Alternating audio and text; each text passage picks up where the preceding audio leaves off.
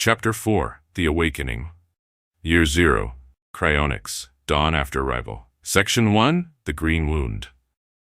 The green sky does not forgive. It hangs above them like an unhealed bruise, low and heavy, split by twin suns that rise together from the eastern ridge and never seem to care which one is supposed to lead the day. The larger sun, fierce and orange-red, drags the smaller one behind it like a reluctant child. Their light filters through the green veil in a sickly haze, turning the red dust below into a sea of bruised copper. There is no wind yet, no sound except the faint, constant hum of the world itself. A vibration that lives in the bones and behind the eyes, deeper than any earthquake the old world ever knew. 300 naked bodies lie scattered across a shallow basin of cracked red stone, no wider than the step circle they left behind.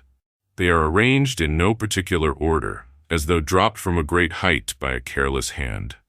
Arms and legs tangle, chests rise and fall in ragged rhythm. Yellow stones, faintly glowing, warm to the touch, lie among them like fruit fallen from a tree no one planted. The air tastes of copper and hot stone, thick enough to chew, and every breath leaves a faint metallic tang on the tongue. No one moves for a long time. The warmth of the beams is gone now, replaced by the dry heat of an alien dawn. Skin that was bathed in gold only heartbeats ago, or was it hours, years? Now prickles with the first faint chill of exposure. The red dust clings to sweat-damp limbs, turning black skin red, pale skin darker, until every body looks born from the same wounded earth. Asha wakes first. She jerks upright, ribs showing sharp beneath sun-blackened skin, hair matted with grass that belongs to another planet. The ivory tablet is still clutched in her right hand, slick with blood that is suddenly, shockingly, fresh again, as though the beams unmade the scar and remade the cut in the same instant. She stares at her thumb, at the welling red, then presses it hard against the final grooves. The ivory drinks, sealing the promise one more time. She rises to her knees and looks around. Everywhere people stir. Men uncoiling from protective curls, women reaching for children who are already reaching back, elders blinking milk eyes against the double light. 300 souls. Exactly 300, she will count soon enough, scattered across the red basin like seeds thrown by a blind sower. No one screams. The dreams have burned terror out of them somewhere between the step and here. What remains is a hollow ache behind the breastbone. The kind that comes after great grief has spent itself and left only the shape of what was lost. 7 did not survive the crossing. Their tablets lie beside empty patches of dust where bodies should be. No bones, no blood, only absence shaped like people. The air above those spots shimmers faintly, as though the beams tried and failed to hold them whole. Asha does not weep. There will be time for that later, or never. She crawls to the nearest child, the boy with the winter sky eyes now curled tight around the place where his ivory mammoth calf should be. The doll is gone, lost in transit, but his small fist is still clenched as though holding it. She touches his cheek. Warm, alive, breathing. He opens his eyes, gray-blue turned almost violet under the green sky, and stares past her at the twin suns. 2, he whispers in the old tongue, voice raw with wonder and something that might be recognition. Behind him, a woman begins to keen, not grief exactly, but recognition turned inside out. Others take it up, low, wordless, until the red dust thrums with the 3-note phrase, no longer small, no longer wordless. It rises and falls, weaving through the basin like smoke from a fire no one has lit yet. Asha stands. The red dust clings to the blood on her legs like rust. She lifts the tablet high so both alien suns strike its surface at once. The carved lines flare crimson, throwing long shadows across the waking bodies. She speaks the first words ever uttered beneath the green sky of Kryonix. Words that will outlast mountains, stars, and every promise except one. We were taken. We endured. One day we will return and pay the debt. The keen rises around her, 3 notes becoming 4, ragged and broken by sobs but unbreakable. Then she drives the tablet's sharp corner into the red soil until it stands upright like a headstone for everything they have lost and everything they are about to become. Far above, invisible against the green, A Preservari drone records the moment and enters a single word never used before in 4 billion years of observation. Anomaly. Below, the first human fire on Kryonix is struck. A woman, the one who will one day be called Miren, takes 2 yellow stones and clashes them together. Blue-white flame leaps between her palms, fierce and otherworldly. The gathered exiles lean toward it as though it were the last piece of earth left to them. The twin suns climb higher, the spark endures. Year 0 has begun. Section 2. The Inventory of Loss. They count the living the way a tongue counts broken teeth. Slowly, fearfully, unable to stop. Asha walks the basin under the climbing twin suns, bare feet leaving faint red prints that the dust drinks at once. She touches every shoulder, every small head, every elder's trembling hand. The count is exact, merciless. 300 remain. 7 tablets lie beside empty dust. No bodies, no hides, no trace except the faint warmth still rising from the ground as though the beams had kissed the earth and taken only the shape of a person. The orphan tablets are warm, sticky with blood that has not yet decided whether to dry. One belongs to a young hunter who laughed loudest around the fire. One to a woman heavy with child. One to a girl of 4 winters who used to chase grasshoppers with Torin. Their names were already settling, Lyra, Ket, Vera the First. But for now they will never be spoken aloud on this world. Asha gathers the 7 tablets with hands that do not shake. She binds them together with a strip of sinew torn from her own hair. Thick, dark strands still carrying the scent of steppe smoke. The bundle is heavy against her chest, heavier than any child she has ever carried. She ties it beneath her breasts so the dead walk with the living until the debt is understood. Torin watches her, winter sky eyes huge in a face painted red with dust. His lower lip trembles, but no sound comes. The place where his ivory mammoth calf should be is a small, perfect hollow against his heart. He presses his fist there as though trying to hold the shape of what is gone. When Asha kneels before him, he lifts his arms without being asked. She pulls him close, feels his small body shudder once, then grows still. His breath is warm against her collarbone, smelling of milk and terror and something new, metallic like the air itself. Around them, the band begins to move. There is no discussion, no gesture from any elder. They simply rise and drift toward the center, where Asha's tablet stands planted like a lone tree in the Red Sea. One by one they kneel and press foreheads to the ivory, leave a kiss of dust and tears and blood from cracked lips. When Miren reaches it, she lays her palms flat on the carved surface and stays there longest, head bowed, shoulders shaking without sound. The blue-white flame still flickers between her fingers from the yellow stones. It does not burn her. Children imitate the adults without understanding. A girl of 5 winters crawls forward and places her tiny ochre-stained handprint beside the tablet's base. Another follows. Soon the lower edge is ringed with small red palms, ghosts of hands that will never grow larger on this world. The twin suns beat down, heat shimmers above the cracked stone. Thirst begins its patient work, scraping at throats already raw from the 3-note keen. No one complains. They have lost spears, tents, waterskins, dolls, the last strips of dried horse meat, the smell of dung fires, the sound of mammoth bells in the distance. They have lost 7 of their own and the entire world that birthed them.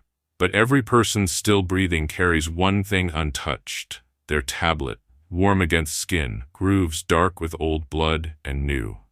Asha stands at last. The bundle of 7 knocks against her ribs with every heartbeat. She lifts Torin to her hip, though he is heavy now with grief and dust. He buries his face in her neck and is quiet. She looks around the basin, at 300 naked bodies streaked red and gold, at the ring of small handprints, at the single upright tablet blazing crimson under alien suns, and speaks the words that are already becoming law. We keep what we still have. We mourn what we do not. Her voice is hoarse but steady. 300 throats answer with the 4-note phrase, cracked and raw and fierce. The inventory is complete. They are alive. That is the only wealth left to count. Section 3. The first words ever spoken beneath 2 suns. The twin suns are high now, hammering the basin into a bowl of molten copper. The air itself seems to boil. Every breath tastes of hot iron and distant lightning. Sweat cuts pale rivers through the red dust on skin. But no one seeks shade. There is none. Asha stands at the center, Torin still on her hip, the bundle of 7 tablets heavy beneath her breasts. The upright tablet rises from the dust at her feet like a spear planted after victory. Around her the band gathers in a loose crescent, the same shape they once used to follow herds across the endless grass. They wait, silent, eyes reflecting green sky and double light. Mirren steps forward first. She carries a yellow stone in each hand, knuckles white around them. Blue-white sparks still dance across her fingers from the first fire. She kneels before Asha, presses the stones together once, crack, and a tongue of flame leaps between her palms, steady and fierce. She offers it upward, not to Asha but to the sky itself, as though returning the gift of warmth to whatever stole them. Asha takes one burning stone. The flame does not scorch. It only kisses her skin like warm breath. She lifts it high so both suns strike the fire at once. Blue, white, and orange-red merge into a single impossible color that has never existed on any world before. She speaks. Not in the promise this time. Those words already belong to the tablet, but something smaller, rawer, shaped for this exact moment. 2 suns see us. 2 suns will learn our names. We are still here. That is enough for today. The old tongue has never carried these sounds before, yet every throat and tongue find them without stumbling. The words fall into the dust like struck flint, sparking. 300 voices answer at once, ragged, cracked, defiant. Still here. The 4-note phrase rises behind the words, no longer mourning but asking, sharp, ascending, hungry. Torin lifts his head from Asha's shoulder. His winter sky eyes are wide, reflecting both suns and the impossible blue-white flame. He opens his mouth and adds a 5th note. High, clear, unafraid, threading through the others like a silver needle. The band falters, stunned. A child has changed the song. Then every throat takes up the new note, weaving it in until the 5-note phrase rings against the green sky like hammered metal. Even the dogs lift their heads and howl along, perfect fifths echoing off the cracked stone. Asha feels the sound strike her bones and settle there, heavier than the bundle of 7 tablets, warmer than the flame in her hand. She lowers the burning stone and presses it to the upright tablet. The blue-white fire licks across the carved grooves, following every line of mountain and ray and reaching hand, turning blood-dark ivory into living gold for 1 heartbeat, 2, 3, before sinking in, leaving the tablet glowing faintly from within. Mirren rises. She places her palms together, then opens them toward the circle in the old sign for peace, but slower, deliberate, as though teaching the gesture to the new sky. One by one, the others repeat it. 300 pairs of hands open toward the green bruise above them. The twin suns burn on, indifferent. But for the first time since the beams released them, the silence that follows is not empty. It is listening. And beneath 2 suns that have never known human voices, the first law is born. Not carved yet, only spoken, raw and immediate. We are still here. That is enough for today. The 5-note phrase answers, rising and falling, until the red dust itself seems to breathe with it.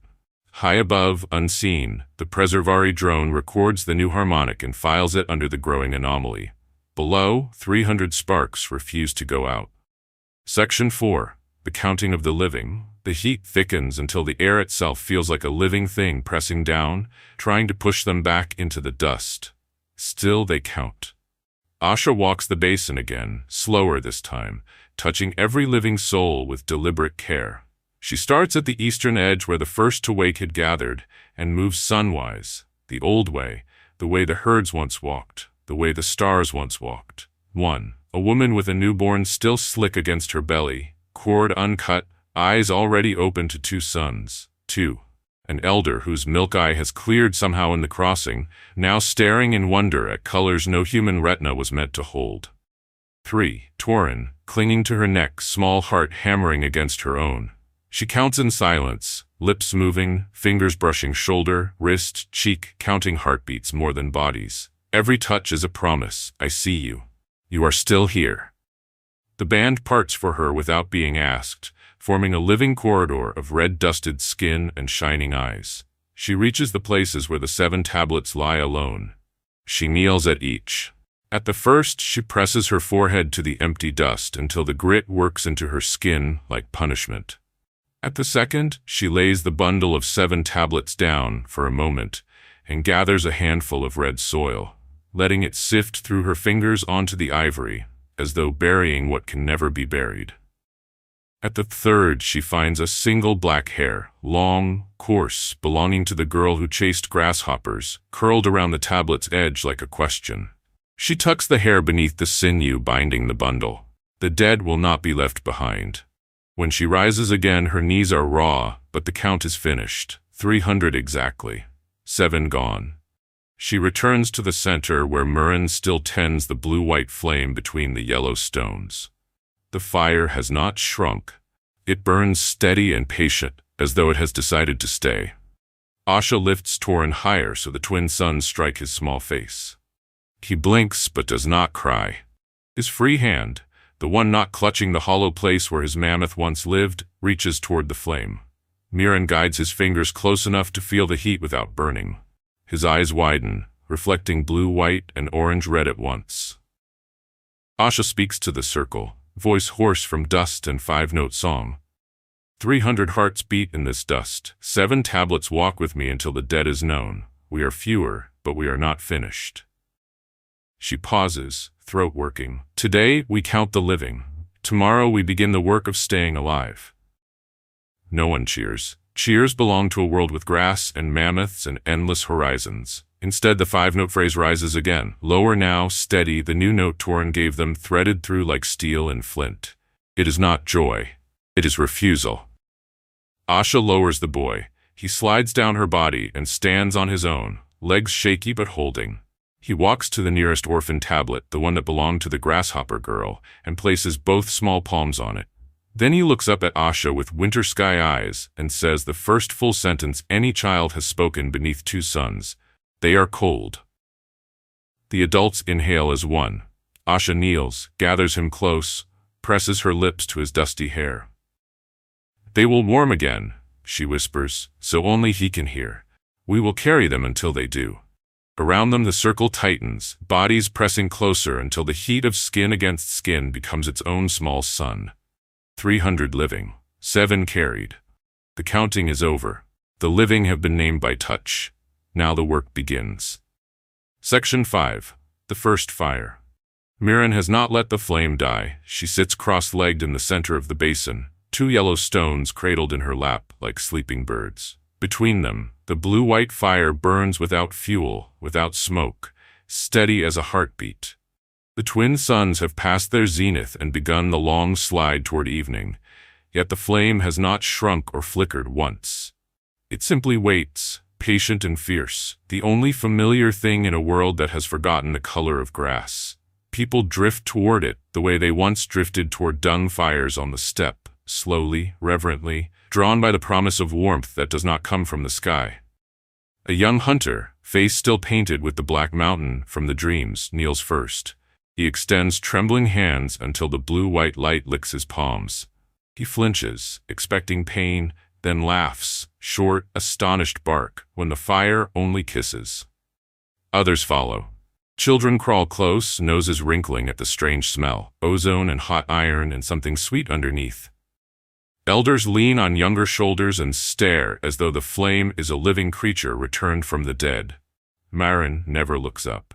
Her eyes stay fixed on the fire, reflecting its impossible color. Sweat cuts pale tracks down her dust-caked cheeks, but her hands are steady. Asha approaches last, the bundle of 7 tablets knocking against her ribs with every step. Torin walks beside her now, small hand in hers. When they reach the flame, she kneels, pulling the boy down with her. Murin finally lifts her gaze, their eyes meet, sun-black depth and storm cloud gray. Something passes between them older than words, recognition, surrender, promise. Murin offers 1 yellow stone. Asha takes it. The moment skin touches warm shell, the flame leaps higher, taller than a child, bright enough to throw long shadows across the basin. Gasps ripple outward. Someone begins the 5-note phrase. Others join until the red dust thrums. Asha holds the stone aloft. The fire climbs her arm like a vine, wrapping wrist, elbow, shoulder in living blue-white. It does not burn. It only warms, deep and certain, the way the golden beams once warmed them on the night of the 10th day. She understands then. This is not earth fire coaxed from dung and friction. This is Kryonix fire, born from the bones of an alien world, and it has chosen them. She lowers the stone slowly until the flame hovers just above the bundle of 7 tablets. The blue-white light sinks into the ivory, tracing every groove, every blood-filled line, until the orphaned tablets glow from within like captive stars. Torin reaches out, fearless now, and places his small palm flat against the burning bundle. The fire kisses his skin and does not harm. His winter sky eyes reflect the glow until they look almost gold. "Warm," he says, loud enough for the whole circle to hear. A sob breaks from someone's throat. Half laughter, half grief. Asha presses the flaming stone to the upright tablet at the center. The blue-white fire pours into the carved grooves and stays there, pulsing gently, turning the entire tablet into a living torch that casts no smoke and will not die. Mirren rises. She places her palms together, then opens them toward the circle in the old sign for peace. But this time the gesture is different, slower, weighted with something new. One by one, the others repeat it, palms opening toward the impossible flame. 300 pairs of hands bloom like flowers around a blue-white sun. The 5-note phrase swells until the basin rings with it. When the sound finally fades, Mirren speaks the first full sentence anyone has shaped since Asha's promise at dawn. "This fire is ours now. It will not go out." No one argues. They simply move closer, forming the first true circle on alien soil. Shoulder to shoulder, skin to skin, heartbeat to heartbeat, bathed in light that belongs to no sun they have ever known. Above them, the twin suns sink toward the black crystal ridges, painting the green sky in shades of blood and bruise. Below, the blue-white flame burns on, steady and patient. The first human fire on Kryonix has been claimed. It will not go out. Section 6. The first circle on alien soil. The twin suns touch the black crystal ridges and bleed orange across the green sky. The heat of the day begins to lift, replaced by a dry metallic chill that rises from the cracked stone itself. Still no one has moved far from the center. Asha stands. The bundle of 7 tablets rests against her heart. The upright tablet glows softly at her feet, blue-white fire pulsing like a slow heartbeat inside the ivory. She lifts both arms, palms open, fingers spread, the old welcome sign, but now aimed at the ground instead of the sky. The band understands without words. They move. 300 bodies flow into motion, the way they once flowed across the steppe. No orders, no hesitation, only the ancient certainty of people who have always knew how to become one creature when the world demanded it. They form a perfect ring around the glowing tablet, shoulder to shoulder, bare feet sinking into red dust that is already cooling. Children are lifted to hips or shoulders so every face can see. Elders are supported by younger arms. The dogs weave between legs and settle at last, heads on paws, watching. When the circle is complete, Asha lowers her arms. Silence falls, thick, listening silence. Then, one by one, they kneel. The movement ripples outward like a stone dropped in still water. 300 pairs of knees strike the dust at almost the same instant. The sound is soft, muffled, final. They plant their tablets. Asha goes first. She pulls her own from the dust where it has stood all day, turns it so the carved face points inward, and drives it back into the ground at the exact center. The blue-white fire flares brighter for a heartbeat, then settles again. Mirren follows, planting hers beside Asha's, close enough that the edges touch. Then the young hunter with the painted mountain. Then the woman whose newborn still nurses quietly at her breast. Then Torin, small hands trembling but sure, pushes his empty palms into the dust where his mammoth calf should be, then takes the tablet offered by his mother and sets it carefully in the growing ring. One by one, 300 ivory seeds are driven into the red soil until a perfect circle of tablets surrounds the central flame. Some upright, some tilted, all glowing faintly with captured fire, all pointing inward like petals around a fierce blue-white heart. When the last tablet is planted, the 7 orphaned ones are brought forward. Asha unties the bundle from her chest. The sinew is stiff with dried blood. Her fingers leave fresh prints as she works the knots loose. She lays the 7 tablets in the very center, arranged in a small inward spiral around the glowing upright one. They do not burn. They only drink the light until they shine like moons fallen to earth. The circle is complete. 300 living tablets around 7 silent ones, all bathed in alien fire beneath an alien sky. Asha rises to her knees. She places both palms flat on the ground between her tablet and the center, bows until her forehead touches warm red dust, and begins the 5-note phrase, low, steady, rising. Every throat joins on the second note. The sound is different now, no longer cracked by grief, no longer asking. It is stating, "We are here, we endure, we remember." The phrase circles the ring faster and faster, weaving through itself, gaining harmonics no human voice has ever shaped before.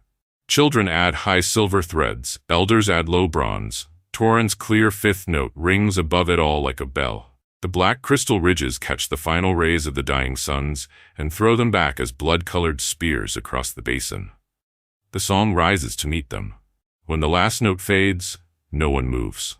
They stay on their knees in the growing dark, foreheads to dust, tablets planted, fire burning. The first true circle on Kryonix has been formed. It will never be broken. Above them, the green sky deepens to bruised violet. The twin suns slip behind the teeth and are gone. Below, the blue-white flame burns on, steady and patient, lighting 300 faces turned inward toward the promise they brought with them across the gulf. Night falls gentle and absolute. The circle holds. Section 7. The First Night. Beneath 2 suns. Night comes suddenly, as though someone has dropped a hide curtain across the sky. The green bruise darkens to near black. Only a faint rim of violet clings to the western ridges. The twin suns are gone, yet the darkness is not complete. The yellow stones scattered across the basin glow softly from within, painting the cracked stone in pools of pale gold. The circle of tablets burns brighter, blue-white fire pulsing inside 307 pieces of ivory like captive stars. No one has risen from their knees. They stay in the ring, shoulder to shoulder, foreheads still touching dust, breathing the same slow breath. The chill rises quickly now. Skin prickles, teeth begin to chatter, but no one moves to seek warmth. The blue-white flame at the center gives no heat, only light, yet every body leans toward it anyway. Torin is the first to break the stillness. He crawls forward on hands and knees, past planted tablets, until he reaches the very center. There he curls around the spiral of 7 orphaned tablets like a small animal guarding eggs. His winter sky eyes reflect the glow until they look almost luminous. He places one palm on Asha's upright tablet, the other on the nearest orphaned one, and whispers something no one catches. Asha follows. She crawls to him, gathers him against her chest, and lies down on her side facing the center. The bundle of 7 is no longer needed. The tablets are home now. She pulls Torin close, tucks his head beneath her chin, and curls her body around his like a shell around seed. The circle watches. Then, as one creature, they lie down. 300 bodies fold into the dust, arranging themselves shoulder to shoulder, hip to hip, heartbeat to heartbeat, forming a living wheel around the glowing tablets. Mothers draw children into the curve of their bellies. Lovers tangle limbs without shame. Elders are cushioned between younger backs. The dogs creep in last, pressing warm fur against bare skin wherever there is space. They do not speak. They do not need to. Skin speaks to skin. I am here. You are here. We are still warm. Some dream. In the dreams, the golden beams return, not to take, but to give back. They lower gently, touch the red dust, and leave behind endless grass, rivers that taste of snow, the low thunder of mammoth herds. In the dreams, the 7 empty places fill again. Laughter rings. The ivory mammoth calf is whole in Torin's fist once more. They wake disappointed, then ashamed of the disappointment. The tablets are still glowing. The green-black sky is still alien. The twin suns have not returned, yet the circle is warm. 300 bodies pressed together make their own small sun.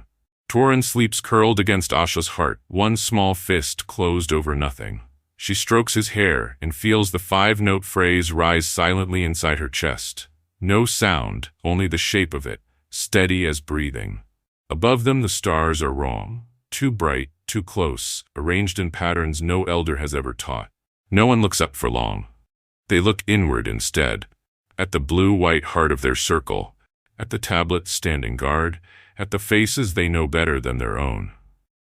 Somewhere in the night, a baby cries once, then quiets when its mother's milk flows. Somewhere else, an elder coughs the dry cough of cold and is hushed by gentle hands.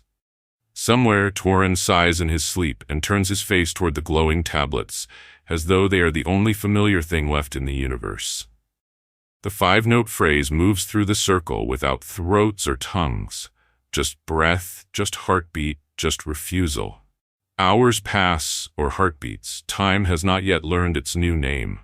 When the first pale hint of double dawn finally bleeds across the eastern ridge, no one has moved far. They have slept pressed together like wolves in winter, like seeds in black soil, like people who have learned the exact shape of survival. The tablets still glow. The fire still burns. The circle still holds. The first night beneath 2 suns is over. They are still here. Section 8. The first dawn decision. The eastern ridge catches fire first. A thin line of molten orange appears between the black crystal teeth, then swells as the larger sun, the one they will soon name Asha, shoulders its way into the sky. The smaller sun, Lyra, follows moments later, pale and quick, painting the green vault above in shades of blood and bruise. The basin floods with double light. Harsh red-orange from the big sun, cool gold from the little one, mingling on red dust until everything looks dipped in fresh blood. 300 bodies stir. No one rises quickly. They untangle slowly, reluctantly, like lovers who know the night is over, but refuse to believe it. Children rub eyes crusted with dust. Elders groan as joints protest the cold stone. The dogs stretch, yawn, shake red grit from their fur. The circle of tablets still glows faintly. The blue-white fire inside the ivory has dimmed to a steady ember, but has not gone nowhere. Asha stands first. Her knees crack like green wood. The cuts on her thumb and chest have crusted black overnight. When she moves, the scabs split and fresh red beads well up. She does not wipe them away. She walks to the center where the 7 orphan tablets lie in their small spiral, kneels, and presses her bleeding thumb to each one in turn. Seal, promise, apology. Torin wakes beside her, hair wild, winter sky eyes blinking against the sudden light. He watches her solemn ritual, then crawls forward and adds his own small handprint, red dust only, no blood yet, on top of hers. The gesture is so certain that several adults inhale sharply. When Asha rises again, she does not speak at first. She climbs the low ridge at the basin's northern edge, bare feet finding purchase on warm yellow stones that pulse like slow hearts beneath the skin of the world. At the top, she turns and looks back. 300 faces look up at her, streaked red and gold, eyes reflecting twin suns and the faint blue glow of the tablets below. They wait the way they once waited for the milk-eyed elder to choose the day's path across the grass. Asha lifts both arms, palms open toward them, then toward the sky, then presses them flat to her own heart. She speaks, voice raw, steady, carrying to every ear though she does not shout. 7 days ago we had 1 son in a world about to die. Today we have 2 sons in a world that does not yet know our names. We will teach it. The words fall into the basin like struck flint. For 3 heartbeats there is only silence and double light. Then Mirren stands in the center. Blue-white flame leaping fresh between her palms. She lifts it high. 300 throats answer with the 5-note phrase, no longer asking, no longer mourning, but declaring. The sound rolls up the ridge and breaks against the green sky like a wave against stone. Torin adds his clear 5th note again, higher this time, fierce. A girl of 8 winters, the one whose handprint rings Asha's tablet, adds a 6th note without being taught, thin and bright as breaking ice. The circle takes it up instantly, weaving the new tone in until the air itself vibrates. Asha feels the sound strike her bones and root there. She lowers her arms. The decision is made without vote or gesture. They have chosen, simply by breathing together, to begin. She walks back down the ridge. The circle opens to receive her, then closes again. Maren offers the blue-white flame. Asha takes it. Together they touch the fire to the ground at the foot of the central tablet. Blue-white spreads in a perfect ring, racing along the dust, following the exact line where 300 knees pressed the soil all night. Where it passes, the red dust darkens to wet black, then steams gently, releasing a smell like hot iron and new rain. The ring of fire does not burn flesh. It only marks the boundary. Inside the ring, theirs. Outside, the world that will learn their names. When the circle of flame completes itself and sinks into the ground, the tablets flare once, bright as noon, then settle into steady glow. Asha speaks the final words of the first dawn, words that will be carved beside the promise one day, when hands are steady enough and tools sharp enough. We are still here. That is enough for today. Tomorrow we walk forward. 300 voices answer, 6 notes now, fierce and ascending. Still here. The twin suns climb higher. The basin steams gently in their light. The first dawn decision has been made. They will live. The spark endures.